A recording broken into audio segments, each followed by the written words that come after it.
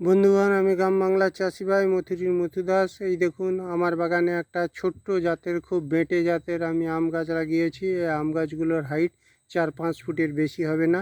এটা একটা থাই জাতের আম গাছে লাগিয়েছি। এই দেখুন, এই থাই জাতের আম গাছে কত ছোট গাছ, ছোট গাছে এর মধ্যে মুকুল এসেছে। দেখুন, 2 মাস আগে লাগিয়েছিলাম। এই দেখুন মুকুল, এই দেখুন মুকুল, এই দেখুন মুকুল। আবার এই ব্রাঞ্চগুলোতে দেখুন মুকুল আসছে।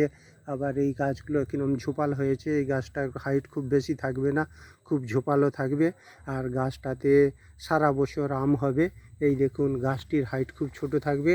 দেখুন কত সুন্দর, এই এত ছোট ছোট ডালে 2 মাস আগে লাগানো গাছে কত সুন্দর মুকুল এসেছে। এই দেখুন গাছটি, দেখুন কত ঝোপালো হয়েছে। দেখুন এই থাই গাছ, এইগুলো খুব বেটে থাকে, এগুলো বড় হয় না, একদম ছোট থাকে। এর গোড়ায় আমরা বাড়িতে যে কোকোপিট তৈরি করেছিলাম, এই কোকোপিট দিয়ে সব গোড়াতে মালচিং করে দিয়েছি, যাতে রসটা সুরক্ষিত থাকে, সংরক্ষণ থাকে। সেই জন্য এই গাছটিকে লাগিয়েছি। এই গাছ আপনারা 3 ফুট ছাড়া লাগাতে পারবেন, ছোট হাইটে রাখতে পারবেন, আর সারা বছর ফল দিবে, সারা বছর আম খাওয়ার জন্য। এইরকম বাড়িতে যদি 1টি 2টি করে গাছ লাগিয়ে রাখেন, তাহলে আপনারা সব সময় আম খেতে পারবে। নমস্কার বন্ধুগণ, এই বলে আমি আমার ভিডিও সেট করছি।